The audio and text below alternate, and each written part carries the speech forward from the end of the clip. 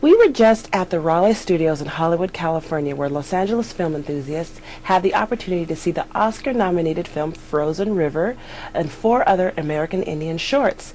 This is a first in Hollywood to screen American Indian film during Oscar week, and it's all part of the Red Nation Film Festival on the Road, which is part of a growing independent film movement to promote American Indian films in the cities across the country. You can learn more about the Red Nation Tour at rednation.com. But today, we have in the studio Jay Tavare. You might remember him from Cold Mountain, The Missing, Adaptation, and I want to introduce to you our new blogger for Neshia's radio show, Diana Caldwell. Ladies and gentlemen, will you please rise and pay attention? Sitting down at the microphone, Neshia's radio show.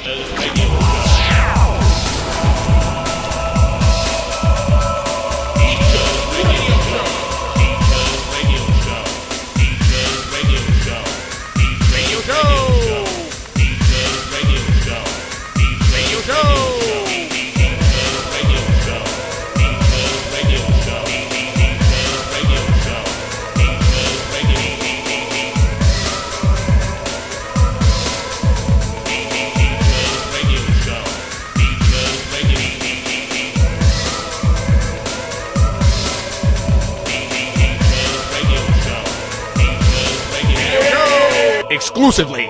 Welcome to the show. How you doing? How you doing? Feeling good. It's great to have you. How you doing, Diana? All right. You're looking particularly good. That's a lovely blouse. Thank you, thank you. Yeah, great colors. Wonderful, thank you. I got it from Tal Shane. She's a wonderful, yeah, she's a designer, and she's hot and up and coming in Hollywood, and she's going to be dressing me for Neshia's radio show. Looks good on you. Thank you. Thank you. So what do you guys think about the fact that an independent movie like Frozen River was even nominated in the first place? It was incredible. I mean, this year, you know, ethnic independent movies were really the toast of Hollywood. Yeah, Slumdog actually ended up winning, but 8 Oscars. yeah.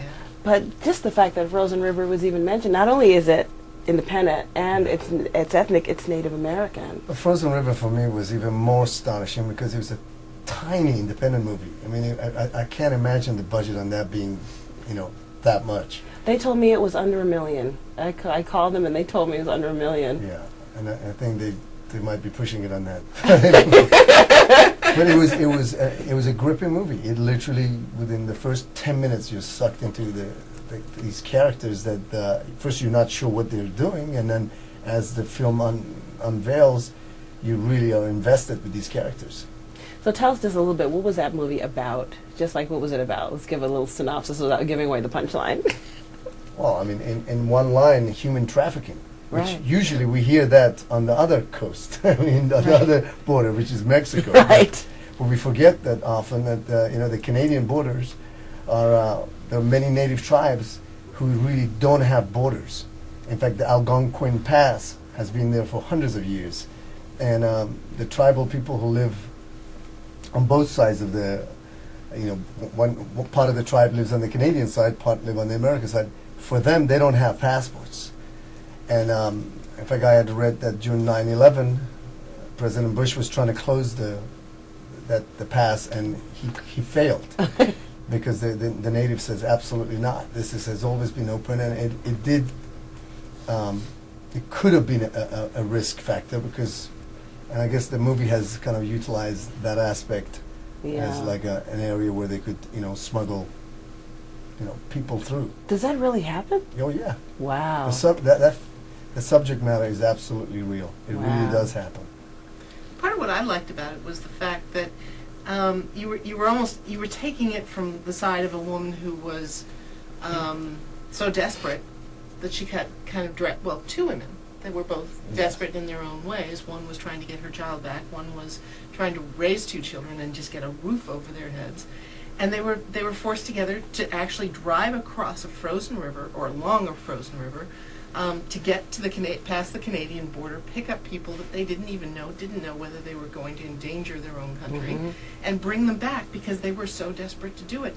And yet you felt really in sympathy with these women. I was rooting for them, like, get across, get across. Also the fact that, you know, there's been a tremendous amount of distrust between the Caucasians and natives for many, many years. And Oh, I wonder why. Yeah, exactly. I don't know, broken treaties come to mind. But the fact that these two women befriend each other, and at the beginning there's hostile feelings between them, and we see the character arcs where they actually grow to, by the end, they're like family. Yeah. So that for me was very powerful too, where you actually see that despite the differences, despite the hatred that might exist or distrust, that they can grow, the two cultures can become, and that was very powerful, I thought. Yeah, it was like the women were bonded by their common struggle, Yes. So when we come back, we're going to talk about what it's like to learn about a new culture. Wait, say that again. I'm going to cut it. What was it again? Okay. Well, I'm just saying that to me, the film was interesting because it allowed us to get insight into a different world and a different part of the country. I want to say something like learning about a culture within our culture. Yeah. Learning it. Hidden. We'll say Hidden. There you go. A hidden aspect of it. Okay. Yeah. Okay. I mean, movies does that in general anyway. Movies take us places we don't normally see. So I Right. can say maybe this film specifically take us. I mean, we would never go on a frozen river and witness that. Right. Right. So it takes us somewhere very unique to see this struggle. And rolling. When we come back, we're going to talk about the hidden world of human trafficking on the Canadian-American borders. But first, I want you to listen to What's Your Status by TENAJ. Send me an email. Let me know what you think of What's Your Status by TENAJ. You've got my email address.